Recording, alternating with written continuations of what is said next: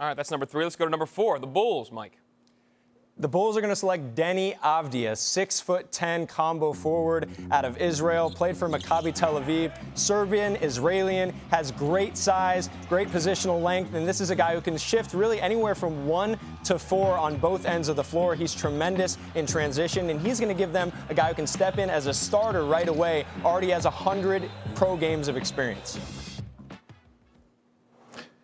And you have to think that Luka Doncic and his success is going to positively impact how Deni Avdija is viewed, because he can play at both ends of the floor. He's probably a better defender, I think, than Luka Doncic. He's not the offensive player. Very few players in the world are. But this is a good, solid pick for Chicago. Oh, I agree with both of y'all. Look, this kid is 6'10". He could play both ends of the floor, very skilled. You cannot pass up on a kid like this. And I think this guy is a perfect fit for the Chicago Bulls. So I'm 100% in with that pick that y'all just picked with the Chicago Bulls. Okay, into number 5th pick, the Cavs are on the board. The Cleveland Cavaliers will select Obi Toppin, the best player in all of college basketball, and he's plug and play. He's going to fit alongside Darius Garland, Colin Sexton, Kevin Porter. He's a lob threat. He runs the floor incredibly hard. You can pop him to 3. He's maybe the most complete offensive player in this draft, so I think this is a perfect pick for the Cleveland Cavaliers. Yeah, Toppin, Mike, can step away and shoot the ball with ease from three-point range as a spot-up shooter. He tends to leak out a little bit early when he's running the floor to try to get down court for an offensive play, so he needs to stay in and rebound a little bit longer and then take off once they get the ball. The only question mark with Obi Toppin is his lateral quickness when he's getting out to guard pick and roll. But I think he's going to be a terrific NBA player and really do well early on because of his maturity.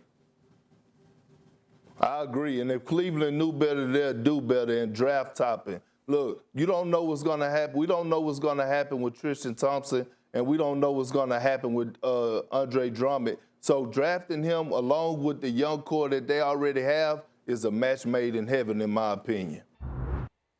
The first 5 picks are in our mock draft. LaMelo Ball goes number 1. Anthony Edwards, the odds-on favorite, goes 3. Wiseman in at number 2. Deni Avdija out of Israel, number 4. And Obi Toppin, the Wooden Award winner, best college player last year out of Dayton, goes 5. Let's go 6 through 10. Mike Schmitz, where are we at? Well, number 6, the Atlanta Hawks are going to select Isaac Okoro out of Auburn. This kid is a big-time athlete, 6'6", 220 pounds, 6'10" wingspan, and really gives the Hawks exactly what they need defensively. Gives them a defensive identity, someone who can guard 1 through 4 and handle the ball and really, really pass it. And then at number 7, Patrick Williams out of Florida State. This is the biggest riser in this draft. He has an NBA-ready body, 6'8", 225 pounds, 7-foot wingspan.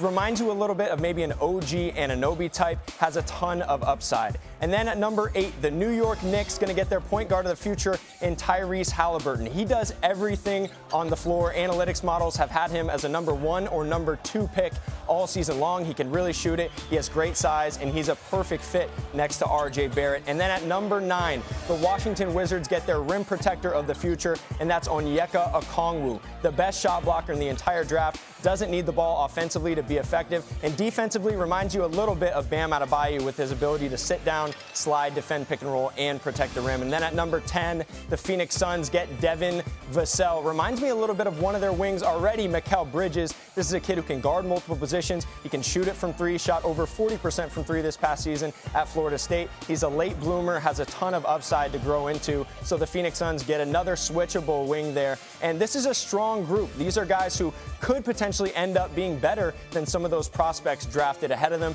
Teams really like the back end of the top 10 in this draft. A year ago, people have been shocked to see Okoro, Williams, and Vassell in the top 10. Haliburton and Okongwu maybe more expected to be on this stage. Jay, what jumps out at you 6 through 10? Well, Tyrese Haliburton out of Iowa State, and if the Knicks were to get him at number 8, I think they'd be lucky because I have Haliburton as a top 5 prospect in this draft.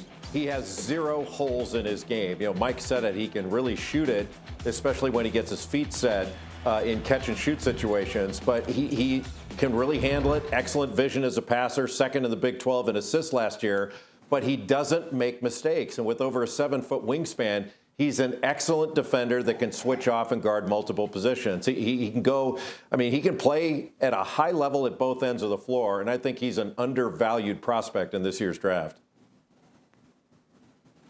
Well, yes, look, I'm looking at that number 9 pick by the Washington Wizards, and they need a wing, and R.J. Hampton is the guy. Listen, this kid has got a lot better. He's very versatile. I think he's the most athletic player in this game, in the draft, I mean. And when you look at him, he's improved his jumper shot working with Mike Miller over this offseason during this pandemic. And he's also put on 15, 20 pounds of muscle. So if I'm the Washington Wizards, I'm taking a close eye at R.J. Hampton. By the way, he worked out with him this week, and they were very impressed.